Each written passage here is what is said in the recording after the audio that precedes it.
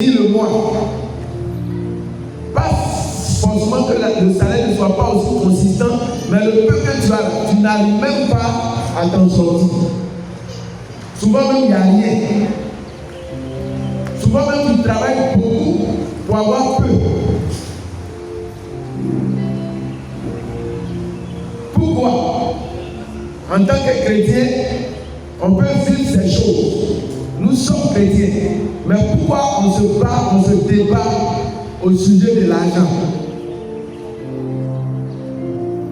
Et on a l'impression que les autres qui sont dans le monde là, eux ne souffrent pas trop.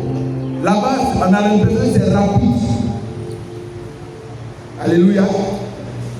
Alléluia. Donc il y a des obstacles. Et je veux vous amener à comprendre deux obstacles essentiels. Deux blocages. Il y a d'abord des blocages d'ordre spirituel et puis d'autres blocages d'ordre humain. Père, il y a le niveau spirituel. Ce qui échappe, ce qui t'échappe, ce qui te fait subir. Et puis il y a le niveau humain qui dépend de toi. Il y a ce qui ne dépend pas de toi. Il y a ce qui est au-dessus de toi, qui est d'ordre spirituel que tu subis. Mais il y a ce qui aussi est dépendant de toi. Donc il peut y avoir des blocages qui ne viennent pas de toi, qui sont dans le monde de l'esprit, dans le monde spirituel. Père et toi. Et dans le monde spirituel là, les obstacles, les blocages, les difficultés, on peut avoir d'abord, ça peut venir même de Dieu, au niveau spirituel. Ça peut, la source peut venir chez Dieu. Ce n'est pas forcément le diable souvent. Alléluia. On va lire quelques paroles, quelques versets bibliques pour qu'on comprenne ça bien. Pourquoi souvent on n'arrive pas à expérimenter la bénédiction? Quelqu'un va prendre Agé chapitre 1. Agé chapitre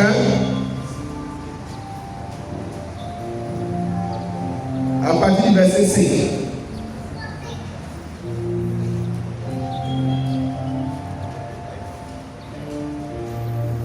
Agé chapitre 1 à partir du verset 5. Quelqu'un a vu? D'accord, on y va. Agé chapitre 1 à partir du verset 5. Agé chapitre 1 à partir du verset 5. Et maintenant, ainsi parle Yahweh des armées. Considérez attentivement vos voix. Donc c'est Dieu qui est en train de parler par la bouche d'un prophète à son peuple. Vous avez semé beaucoup et recueilli peu. Vous avez semé beaucoup et recueilli peu. Oui. Vous mangez, mais non jusqu'à être rassasié. Vous mangez, vous n'êtes pas rassasié. Vous buvez, mais non jusqu'à votre souffle. Donc vous faites mort subite. Vous êtes vêtus, mais non jusqu'à être réchauffé. Et le salarié gagne son salaire pour une bourse trouée. Ainsi parle Yahweh des armées. Considérez attentivement vos voies. Allez à la montagne, apportez du bois et bâtissez la maison. J'en aurai plaisir et gloire, dit Yahweh. Vous comptiez sur beaucoup, et voici que cela se réduit à peu. Vous aviez rentré vos récoltes et j'ai soufflé dessus. Donc Dieu dit j'ai soufflé dessus. Sur votre argent, j'ai soufflé dessus. Oui. À cause de quoi? Oracle de Yahweh des armées.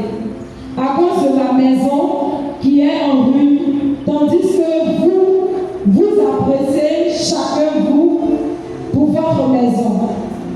C'est pourquoi les cieux vous ont retenu la rosée et la terre a retenu ses fruits.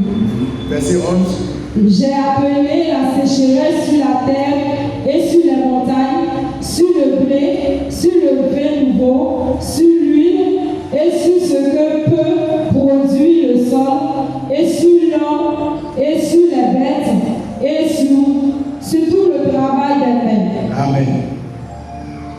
Paix et joie. Paix et joie. Donc Israël était dans une période très difficile à cette époque. Ils font les champs, ils cultivent beaucoup, mais ils récoltent peu. Ils n'arrivent même pas à manger à leur faim. Ils n'arrivent même pas à bien s'habiller. Leur récolte était maigre, alors qu'ils fournissaient beaucoup d'efforts. Ils s'attendaient à beaucoup d'argent et ils recevaient peu. Et même le peu qu'ils reçoivent là, ça les échappe. Et Dieu dit, c'est moi Dieu qui souffle sur vos mains. Et puis pour que votre argent là se dissipe. Paix et joie. Ce que certains pourraient appeler main trouée. La main trouée, j'ai la main trouée. C'est-à-dire quand tu as l'argent là disparaît. Tu ne sais pas ce que tu as acheté. On peut te donner 100 000 aujourd'hui, 2 jours après, l'argent est fini. Mais quand tu fais le calcul, tu n'as rien acheté de bon avec l'argent. Et c'est récurrent, c'est fréquent comme ça. Et on dit, j'ai la main qui est trouée. Alléluia. Ce n'est pas tout le temps que ça vient du diable. Dieu dit, je souffle dessus. Je souffle sur vos biens, sur votre salaire, sur vos récoltes. Il dit, j'ai soufflé dessus. Donc vous n'arrivez pas à être riche, à expérimenter la bénédiction financière. Mais il a donné la cause. Pourquoi il fait ça? Pourquoi Dieu fait ça? Pourquoi Dieu lui-même souffle sur les récoltes et puis ça ne produit pas? Pourquoi Dieu souffle sur leur argent et puis ça disparaît? Pourquoi? Il a donné la révélation par le prophète. Pourquoi? Qui a compris la lecture là? Pourquoi? Oui. Parce que comme le chef a parti de la maison de Dieu. Oui. Le chef a parti de la maison de Dieu. Quand il reçoit ce qu'il vient, il se satisfait lui-même. D'accord, c'est bon. En ce moment-là, le temple de Dieu était tombé, c'était en ruine. Les Babyloniens avaient détruit le temple de Jérusalem. C'était à l'époque où il y a eu la déportation là. Nabucodonosor a envoyé toute son armée, ils ont détruit Jérusalem, ils ont détruit le temple, ils ont brûlé le temple et ils ont déporté tout Israël, le peuple d'Israël en Babylone. Et à une époque, il y a un roi qui a été favorable et certains, les âgés et autres, ont demandé de revenir. Et le roi leur a accordé ça et ils sont revenus en Israël. Et chacun s'est préoccupé de bâtir sa propre maison. Chacun a bâti des maisons, des villages, des duplex, tout ça. Pendant ce temps, la maison de Dieu était à terre. La maison de Dieu était en ruine. Quand ils viennent au culte, la maison est détruite, c'est dégradé. Les chaises sont cassées, il pleut dans la maison partout. Paix et joie. Il n'y a rien, il n'y a pas de piano, il n'y a pas de micro, il n'y a rien. Alors que quand tu arrives chez eux, ils sont dans le confort. Il y a des fauteuils, il y a des grands placements, tout est dans la maison. Mais chez Dieu, la maison de Dieu est sale, la maison de Dieu est en ruine. Et ça a énervé Dieu. Dieu était choqué de voir que des gens que lui-même a bénis, ils prennent soin d'eux-mêmes, de leur propre maison, alors que la maison de Dieu, dans laquelle il y a la gloire de Dieu, dans laquelle il viennent prier, là, ils abandonnent ça, ils négligent la maison de Dieu. Et ça a touché, ça a écœuré Dieu. Il a observé et personne ne réagissait devant cette maison qui était en ruine. Alléluia. Alléluia. Et chacun s'occupait de ses propres affaires, de ses propres choses, de sa propre maison. Les prêtres, quand tu les vois, leurs habits, leurs soutanes, tout est déchiré, tout est fané. Mais eux-mêmes, ils viennent dans les costumes à l'église, tout ça. Et ça ne me personne. Tout le monde est indifférent face à la. Alors que chez nous, il y a des marques, ça brille. Ça ne dit rien à quelqu'un. Paix et joie. Paix et joie. Et chacun faisait des efforts, il faisait leurs champs, il faisait leurs entreprises, il cherchait l'argent et ça s'arrêtait là. Affaire de Dieu, là, pour Dieu, là, on s'en fout. On s'en fout. Donc Dieu a décidé de les punir. Donc désormais, quand ils vont s'aimer, Dieu même retient la pluie. il pleut plus sur le sol. Et leur production, ça ne suit pas. Tu peux faire un hectare, tu ne moissonnes même pas 10 kilos. Père et joie. Même le peu que tu as, Dieu fait dessécher ça. Il souffle sur l'argent disparaît. Et ils se posent des questions, ils ne comprennent pas. Ils ne comprennent pas. Jusqu'à ce que Dieu envoie le prophète âgé pour leur parler. Pour leur dire, la galère dans laquelle vous êtes là, la misère dans laquelle vous êtes là, ce n'est pas le fait du diable. Mais c'est parce que vous avez abandonné ma maison. Moi, Dieu, ma maison est en ruine, ça ne vous dit rien. Et vous cherchez votre argent. Et ma maison est en ruine. Tout le monde passe là, chacun passe, ça ne lui dit rien. On attend que quelqu'un vienne faire. Et Dieu a fermé les tuyaux de la grâce. Et ils étaient dans la misère, dans la pauvreté. Et Dieu lui-même envoie un prophète pour leur parler. Dieu leur dit, voici ce pourquoi vous êtes dans la pauvreté. Voici le blocage. Ce qui fait que vous n'expérimentez pas la bénédiction. Vous passez les concours, vous échouez. Vous entreprenez, vous faites des commerces, ça ne marche pas. Voici la raison. Vous avez abandonné ma maison. Père joie. Père joie. Et il est dans la clé. Il dit, si vous voulez aller dans la forêt, allez couper du bois et venez rebâtir ma maison. Vous allez voir. Et Dieu dit, si vous faites ça, moi Dieu, je vais remuer toute la terre. Et l'argent va venir. L'argent va venir à vous. Je vais vous enrichir. Il suffisait simplement de prendre soin de la maison de Dieu pour obtenir tout ce qu'on voulait. Donc, la négligence. Et c'est aussi notre cas. Souvent, on dit, bon, il y a enveloppe pour construire l'église. Aujourd'hui, par exemple, on doit ramasser des enveloppes. Il y a enveloppe pour temps. Il y a enveloppe pour telle construction. Quand ça passe, quand les enfants de cœur passent avec les enveloppes là, ça ne dit rien. Souvent même tu bouges même. Ça c'est quoi encore? Il y a trop d'enveloppes. Il y a trop de cotisations. Et il y a des groupes sur la paroisse là. On dit chaque année il y a des bougies à payer. Il y a des gens qui ont pris la décision de ne pas payer. Les bougies. Or les bougies ça sert à construire l'église. Vous voyez ce qu'il y a là? C'est en 2 mois ça a été fait. Vous-même vous êtes témoin. En 2 mois, ça a été détruit en juin. Mais on a fini de bâtir ça en août. Donc, juillet-août, quand on a construit ça, à au moins 100 millions. Et ce n'est pas encore fini. Il y a des groupes de la paroisse qui ont décidé de boycotter ça. Paix et joie. Mais c'est une malédiction. Après, tu vas venir t'asseoir à la grotte, au Saint-Sacrement, Seigneur. Je vais passer un concours, bénis-moi. Je veux une promotion, bénis-moi.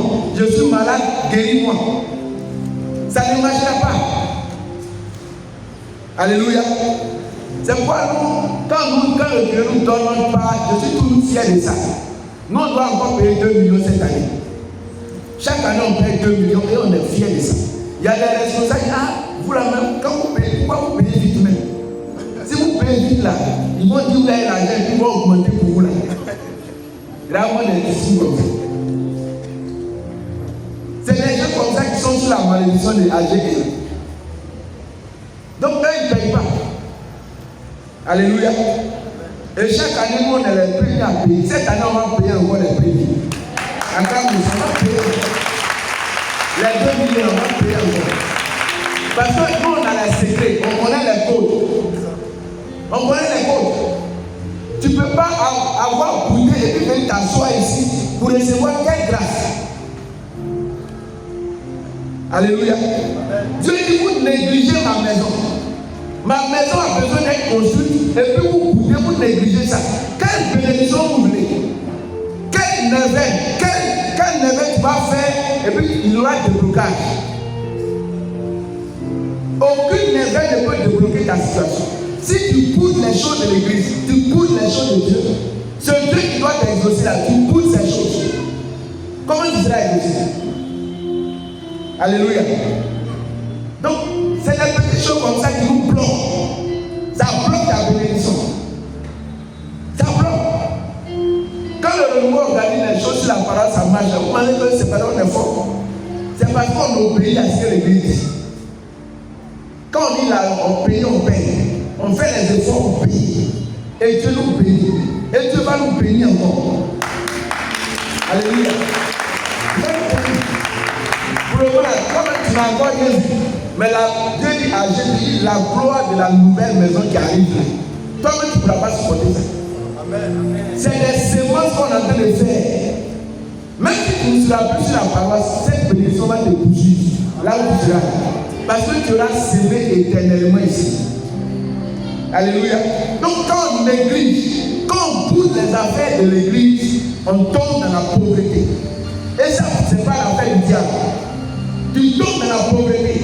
Donc le jour où il y a quête, si tu n'as pas l'argent, sois respectueux. Il ne faut même pas murmurer. Il ne faut pas bouder. Fais l'effort de chercher quelque chose plus tard pour faire. Donc le peuple de Dieu. Alléluia. Il y a des groupes comme ça me fait pitié. Il dit, il ne donne pas, qu'il y a trop de cotisations. Mais si on ne donne pas, qui va construire l'église? Qui? Alléluia. Donc il dit, c'est parce que vous négligez ma maison qui est en train de tomber en ruine que votre argent aussi est pourri. Votre argent aussi est dilapidé. Je souffle dessus. Je bloque la pluie et vous n'êtes plus prospère. Partout où tu vas arriver dans une église où on demande une levée de fonds pour les choses de l'église, je t'encourage à le faire. Même si tu n'as pas tout l'argent, donne ta contribution. C'est une séquence de bénédiction que tu feras. Partout où tu vas. Si on fait une levée de fonds pour construire l'église, donne ta part. Père joie. Moi, quand je devais commencer à. Le premier concours que le Seigneur m'a donné d'avoir, c'était à l'enfer d'église. J'étais quelque part sur une paroisse. Et puis on devait construire l'église. Et ils ont lancé l'opération un paroissien, un paquet de ciment. Un paroissien, un paquet de ciment. Pour construire l'église. Père joie. Et chacun devait donner un paquet de ciment. À l'époque, je crois que ça se fait 5 000. Je ne sais pas ça coûte combien maintenant. Tu n'as même plus là. Ça varie. Ça varie. D'accord. Père joie. Donc il fallait donner 5 000 seulement pour avoir un paquet de ciment pour bâtir l'église. Et quand celui qui encaissait est venu à moi, le Saint-Esprit a mis à mon cœur de faire au-delà. Donc je lui ai dit, il faut attendre un peu. Après, je vais donner ma part. Et le Seigneur a mis dans mon cœur de donner 100 000. 100 000, peut-être que ça équivaut à 1 tonne. Père joie. Et je suis allé prendre dans mon petit grenier qui était là-bas où j'avais sécurisé la j'ai pris pour venir lui donner. Je lui ai dit ce que je donne là, quand vous allez faire votre chose là, il ne faut pas monter mon nom aussi. Ce qu'il a su est donné pour moi. Et j'ai donné. Et ce que Dieu va faire, ça sera une grande surprise. Dieu va ouvrir une porte pour que je puisse avoir un bout. Père joie. Il a ouvert une porte. Et je m'attendais à l'année qui avait su pour passer le concours pour devenir enseignant. Et le Seigneur a anticipé ça la même année. Si je vais expliquer, c'est trop long. Quand il a fait ça, ceux qui étaient habitants ici avaient déjà bouclé les dossiers des concours. Et puis après, le ministre dit non, on va prolonger le délai encore. Donc ils ont prolongé un peu encore. Moi, je ne sais pas quoi venir. Le deuxième délai là est expiré. Il a prolongé encore. C'était au temps du ministre à Manigué-San. Ils ont prolongé 3 fois. Et à la 3e prolongation, là, il restait 3 jours. C'est là mon grand frère allait au plateau, il a parlé de ses amis. Et puis il a dit, ils ont ouvert beaucoup de règles. Et puis mon grand frère m'a appelé. Ce jour-là, il partait à 100 euros pour aller accompagner un ami. Père joie. Donc mardi, j'arrive à 100 euros. Maintenant, c'est mercredi, je dois venir à Abidjan pour venir faire un dossier. Dernier délai, c'est vendredi. Bon, le reste, c'est trop long. Père joie. Donc, quand j'ai déposé mes dossiers là, ils n'ont plus prolongé le concours. Et je vous assure, les gens ont fait marche au plateau parce qu'ils ne composaient pas. Parce qu'ils ont fait leur dossier et puis chaque fois on prolongeait encore l'ouverture. Ils ont marché au plateau là.